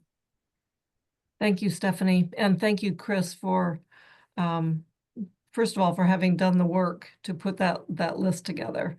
And I feel badly, but you were very helpful for this conversation as well. So I don't feel like you were lying there in pain in waste. I will say that Stephanie told me she was excited to get in front of the CRC again the other day. So, I know. We I hate to know. disappoint her, yeah. Okay, so we are going to postpone the decision on continuation dates. But I am going to actually look at Mandy for the timing and structure of this, because we almost have to continue U-Drive to jump over our interim discussion on next meeting dates. And only then can we come back and complete a motion on when to continue this. Yeah. Pat, and then Mandy. I just have, I'm sorry, Mandy, I just have a quick question. How can we decide on meeting dates and times when we don't know who's going to be on the committee? Well, we have to, because we don't know new membership, we have May to, yes, go ahead. So I faced this issue 2 years ago or last year or something like this. During a transition between one council and another council, not just changes in committee members, but between elections and inaugurations of new councils. You cannot continue a hearing you have to continue it to a date certain. So you can't not put a date in there. I don't know what, but I would actually recommend potentially continuing it to February 3rd, which is a Monday evening. It's what I did when I was chair and we were changing whole councils, and I had a 65-day window to notice an actual start of a hearing, and we didn't know anything. I put it on a Monday night that a council meeting was not meeting, so that I could hopefully guarantee that there would be a quorum of whatever type of members would be possible, would be named, because it would be a Monday night, in hopes that most members have Monday nights off, even those, or unconflicted, even those that don't have council meetings. So it's possible to continue it, to think about continuing it to February 3rd. It is possible that there might be a meeting of CRC between now and February 3rd, but you'd have to put that meeting on the 3rd, because you have to pick a date. And we don't know who's going to be on the committee. So would we not be in the same position that we don't know who's on the committee for the 3rd as well as the 28th? Right. We don't know who's on the committee for the 3rd, but if you're worried that there might not be a quorum on whatever date you pick because you don't know who's who's going to be on the committee, picking a Monday night is potentially more likely to ensure a quorum of whatever 5 counselors are named, because Monday nights tend to be free for counselors. Could we do it on the 27th then? We have a that- council meeting on the 27th. Oh, that's right. I'm sorry. I don't have it in my book. I don't have it in my We book. we could do it at 4. So on the 28th, the composition of the committee may be different, is what we're saying. Yes. Potentially. So I would say if you want to be extra safe, we would continue to February 3rd at either 6:30 or 7. And then Past give, practice with the current president has been that the committees don't change extensively. That doesn't mean there won't be any new members, but they might not change extensively. I would not want to have it before a council meeting. No, Yeah. no. I mean, We wouldn't survive it. sorry to interject, would you have it sometime, like on the 23rd, on Thursday, the 23rd? I mean, would you meet before the 27th again? Is there a deadline that you're concerned about, Nate? No, it's just that if the membership changes, it's just the continuity of conversation. Yes, Yeah. yeah. The But- 23rd is the start of the Mass Municipal Association conference. Right. right. No, I mean, I was thinking it's after the planning board meeting on the 22nd, so if they have other questions, it's just, taking the comments from tonight and then the planning board and being able to bring another version back is, it's just that process. I don't necessarily have a deadline. It's just, trying to balance the comments between the two. My desire would be to have us target the 28th and and hope that we had a quorum. we could do a straw poll and ask, you know, how many people put CRC as their first choice, but I don't want to risk that. I'm really hoping, I was really hoping that the planning board would have its, you know, its resolution and take, and be ready to take action so that we could understand their position. And so far, we really haven't. Well, I think that, sorry, they walked through the changes that the CRC did in December. I think there's been some good questions tonight, and so I would say, Mandy, if others have questions, to send them. Because on the 22nd, I think the board would actually get through the bylaw and the changes. And if there are other changes to be made, and then they could see all that on the 22nd. So, you know, it'd be, you know, what was shown here tonight, and then any additional changes. So, you know, I have, you know, like a half dozen or so that would be made. And then if there's additional, they would see it all.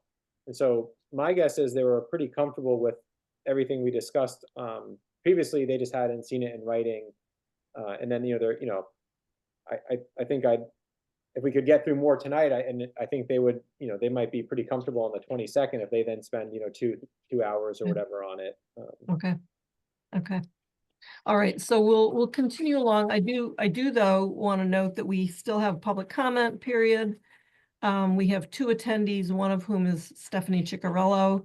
So I don't think public comment period will be overly long. And then we have one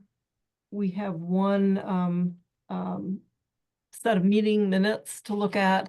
And I guess my my discussion about next meeting is also then pretty short. So let's take this as quickly as we can to say 20 after, and I think we can wrap up the rest in the remaining 10 minutes. Okay, Nate, where were we? Oh, sorry, yeah, I just stopped sharing. I was, I think we were on 17.4.12. yeah, I was trying to go back to start making changes, but we'll change that. We were, I think we were here, yeah, 412. I don't know if there's any questions about the percent or this new condition. It seems reasonable to allow some small portion of the floor area if there was going to be any additional functionality on an upper level. You know, an architect had previously said 15% is reasonable. Yeah. Councilor Haneke. Yeah, I would just have, could it be written simpler? Instead of, you know, 17.410 says at least 75% of the street facing facade, blah, blah, blah.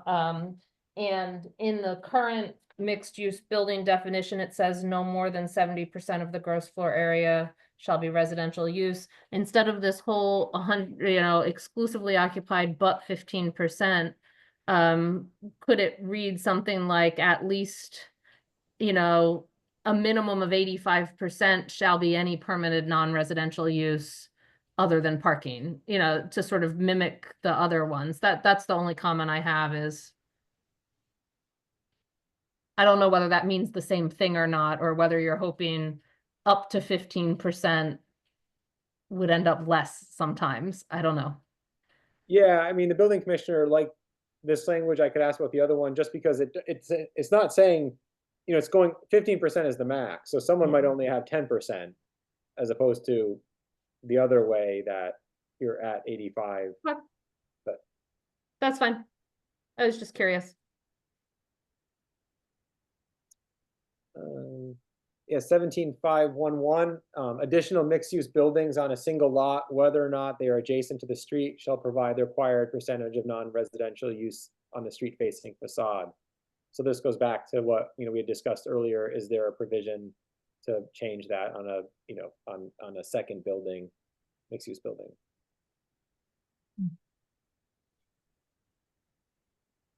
And Mandy, I see you have your hand raised. I do. 17. All right, you're quicker than I am. Sorry, 17.510 is one of the provisions that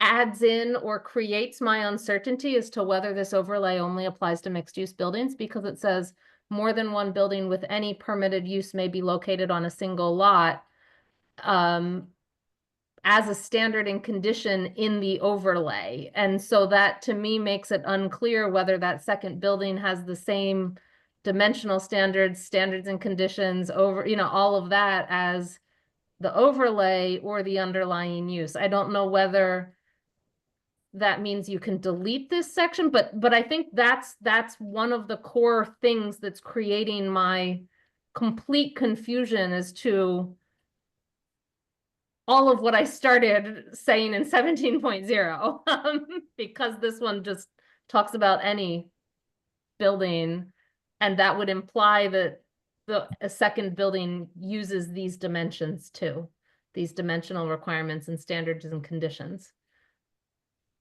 given how it's written. Yeah, the staff thought that, this 17.510 allows buildings that are, currently there or not built using the overlay to exist with a building that is a mixed-use building that is constructed with the overlay. And so I think it can just add, you might need to add some sentences or clarifying clauses that says something like under, I don't know how it would word, but a clarifying clause that non-mixed use buildings are permitted not under the overlay. I don't know what it would sound like, but I think it would help to clarify that a second building does not use this overlay unless it's a mixed use building. Presumably a second mixed use building could use this overlay. right. They'd have to. Why would they have to? They can't, the overlay, if they're doing a mixed use building, they have to use the overlay. If it's a non-mixed use building. Oh, right. No, I was under the impression you could use either the overlay or not the overlay for a mixed use building. So maybe that needs clarified too.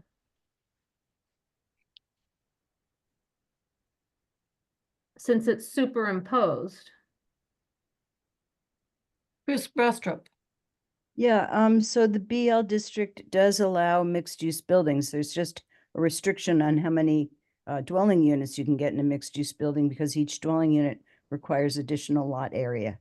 Right. So I think that answers that, right? Yeah, I don't think they would use it, but I don't think this precludes them from using it. That's correct.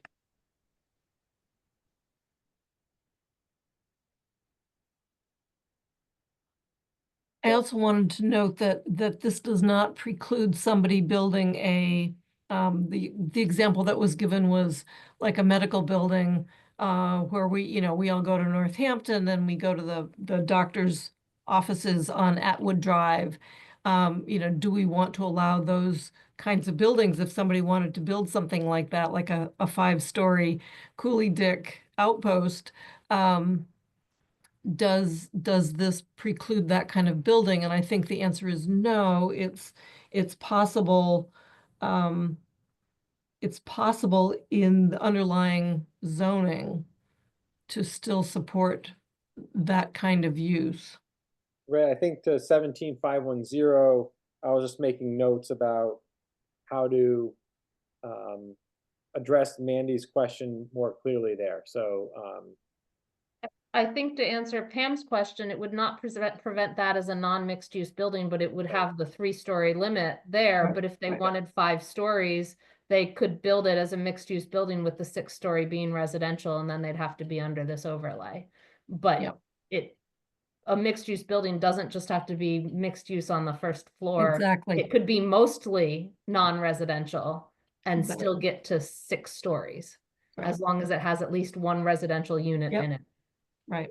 And the economics of it tell us that the best rate of return is really only residential. So we probably aren't going to see that kind of structure. yeah, I was just thinking, man, you had mentioned the non-mixed use buildings for 17.510, so I was thinking about how to change that. Yes, yeah, no, I absolutely, I was just answering Pam's question. Yeah, no, I think 17.510 needs clarified about non-mixed use buildings versus mixed use buildings. Or that it goes back to that clarifying that all of 17.2345 whatever only apply to mixed use buildings built using the overlay district, and that every other building built Right. this 17 doesn't apply at all. Yeah, I think in the general section, you know, like you had said, maybe you change it to applicability, and my notice to add a sentence saying the overlay district shall apply, you know, only to mixed use buildings or something, and that's the statement. You know, just so that, and then the rest of it about its own standards and conditions is a you know, another statement. Yeah. 511, it looks like, you know, you would want that waivable. Where am I? This was to clarify, you know, what happens on a property, right? So if, you know, if there is a second building or it's behind a building, what happens? And so this is that response. And so, But the variance, they could always ask for a variance. It would switch them from planning board to ZBA though, right? well, yeah, so the variance is provided if there's no other route and it's the soil, topography, or shape of property, shape of the lot. And so, you know, if for instance, they could provide a mixed use building on one part of the property, but then they're saying, oh, well, our second mixed use building, we just don't want to have that, the non-residential space. I think it would be a difficult variance request, given they have the opportunity to provide, you know, the first mixed use building. Then I guess for this one, I would actually request, instead of language like that, the language similar to what we currently use in mixed use buildings about double buildings. Yeah, okay, yeah, so what's interesting about that is we wouldn't want to waive it completely, because what we don't want is to have an apartment building. If Right, someone waives- no. We have something like this that says, I'm trying to, may allow the required non-residential uses to be distributed on any floor or in any building of a multiple building development on the same parcel, provided that the portion of the first or ground floor of any building facing the street shall be occupied. But some language like that would say maybe, you know, I don't know, you don't want a full apartment building, but if there really isn't a street facing facade, would it make more sense to put more of the mixed use non-residential in the building that actually does face the street? Right now, that one's only required to have 75% of up to 24 feet back. Like, wouldn't it make sense to be able to combine those two into something that maybe lessens the behind buildings mixed useness and increases the front buildings mixed use numbers, because that's where we kind of want it. Yeah, yeah, I understand what you're saying. I'll, you know, I can talk to staff. I mean, I think, you know, for instance, right, like, so if there's a building like this facing the street, you know, you have your 75%, and then say there's a second building, there's always a street facing facade. So we've clarified that term. So this is the street facing facade. So 75% to the 24-foot depth needs to be mixed use. So, you know, even if it's not, you know, directly on the front setback line, there's always a street facing facade of a building. You know, it's a question of, do we want to have, if this is the building here, do we want this to have a reduced mixed use component or non-residential component? And so the planning board has said they don't want to. And it's, you know, it's a discussion, you know, if we want, you know, would we still want all this total to be the same, and then have maybe some of this could be distributed here, so then it ends up looking like this, and then, you know, this is cut in half, and so, you know, it's just this half, so that you still have the same square feet of mixed use. Yes. Of non-residential. Or, yeah, non-residential, yeah. That's sort of what I'm looking for. I'd rather this say the same square footage, but it can be distributed more heavily towards the building closer to the street sort of thing, which could be more than 24-foot in depth. Then you could make potentially larger or more spaces or something. I don't know how to write that, but that would be, if there's multiple buildings on a lot, I think given what we're going for, to me makes more sense, is to allow there to be a conversation to move some of that required to the other building, not eliminate it. I'm not saying they don't, and we don't allow them to eliminate it currently in 2 mixed-use buildings under the current zoning. But Could we we say, allow, could we say something like may provide the required percentage on the of the non-residential use on the building closest to the thoroughfare, or whatever the words are? yeah. Yeah, I'd want to just work on that a little bit. I will say that the standard is a minimum, right? So we're saying the minimum mixed non-residential portion of a mixed use building has to be this. Someone might say, well, I'm hoping to do a restaurant and I'm going to go to, 50 feet or whatever. We're taking a different approach to establishing that non-residential portion as opposed to a percentage of the floor area. We're trying to do a facade length to a certain depth, and it is a minimum. And so, we're thinking about what a double loaded corridor would be for residential and what the depth of a building would be. And the 24 feet allows, say, the back part of the building to maybe be residential uses or to be some other, or something. There's some flexibility on the back portion of that first floor. Pat? I don't have anything to say right now. I'm sorry. Was going to say something about the time. It's 8:26. Yes, but thank there are you. there's no public now. Oh So- dear. Okay, well, we still have minutes to get through and Counselor Haneke. So I guess I can make a motion.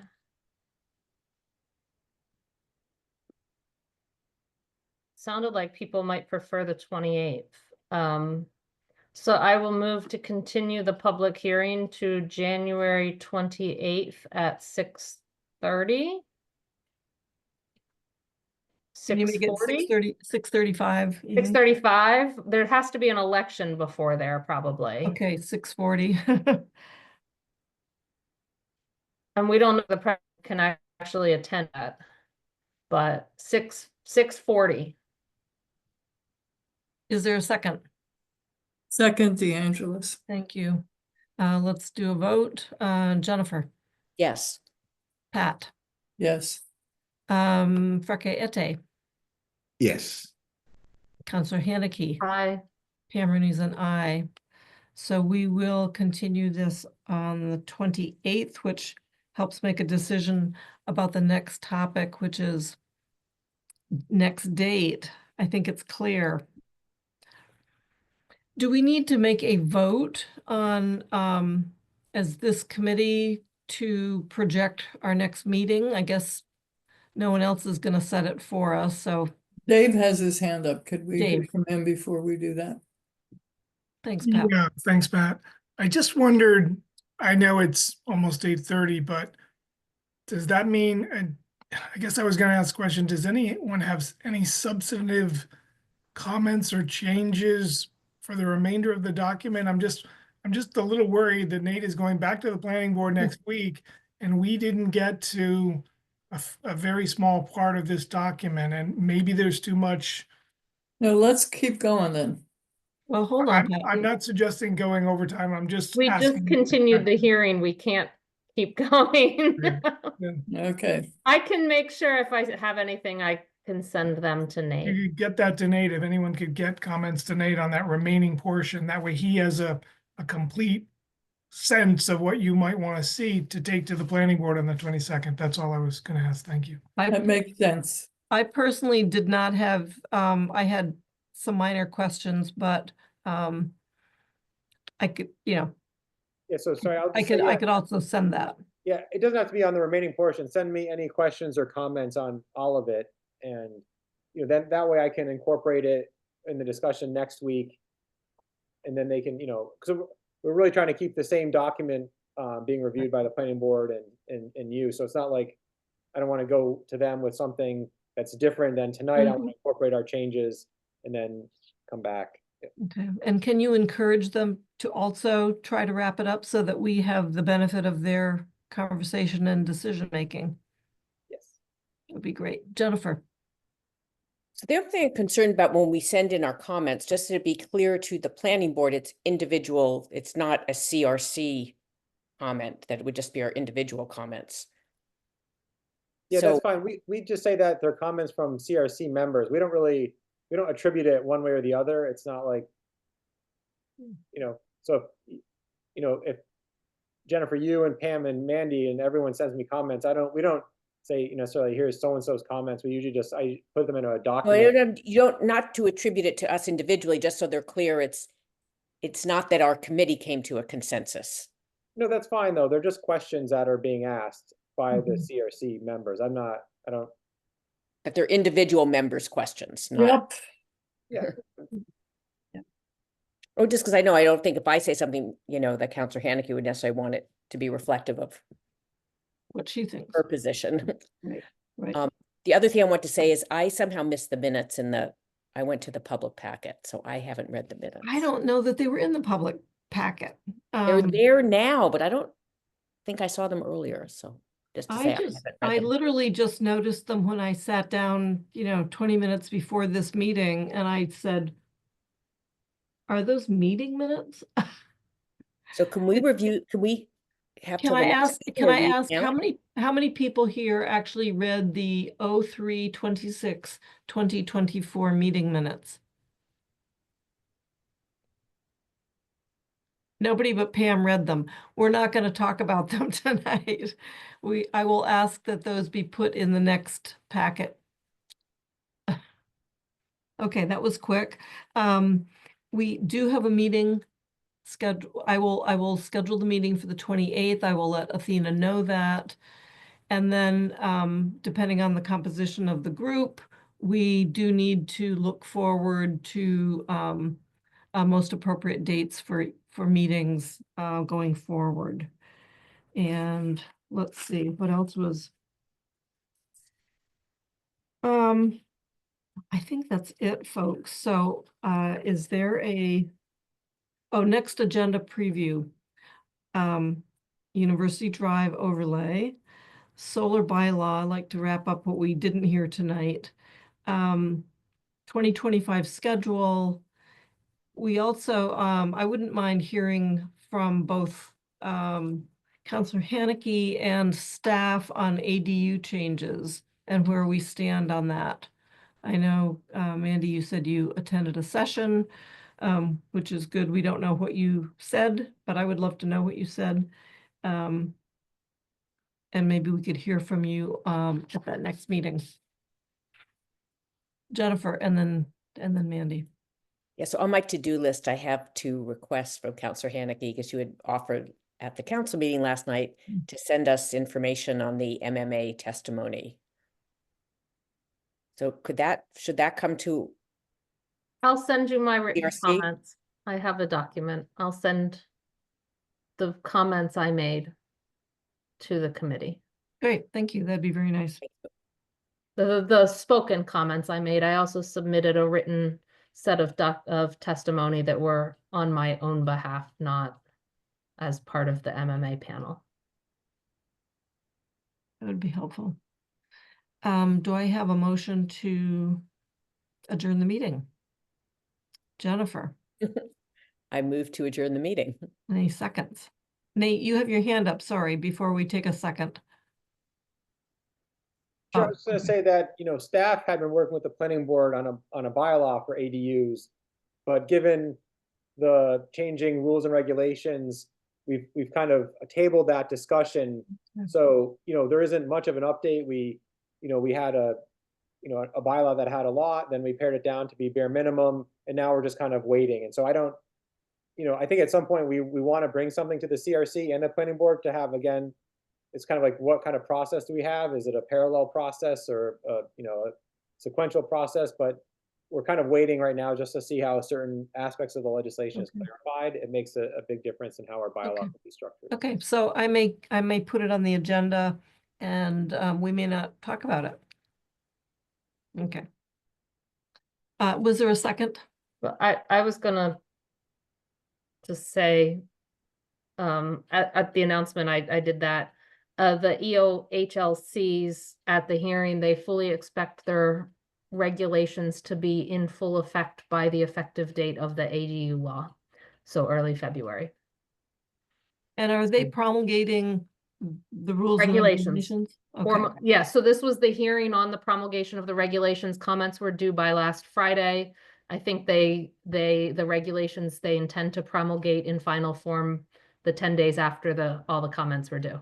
So Okay. January 20th, maybe 21st, somewhere in there, by the February, I think 2nd, somewhere before the February, I think it's 2nd, effective date of the law. can I ask town staff, did you have a chance to weigh in and provide comment? Staff attended the hearing and I provided comments to Mandy earlier. Good, good to know. Thank you.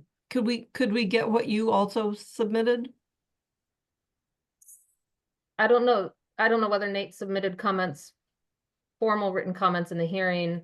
I had asked him in advance of the MMA policy committee meeting to discuss the guidelines, to discuss the regulations, to bring me comments of those regulations. I put forth all of those comments in the meeting, the policy committee meeting we had, and those parts of those comments went into the MMA's overall testimony on the regulations, as well as some of my own comments.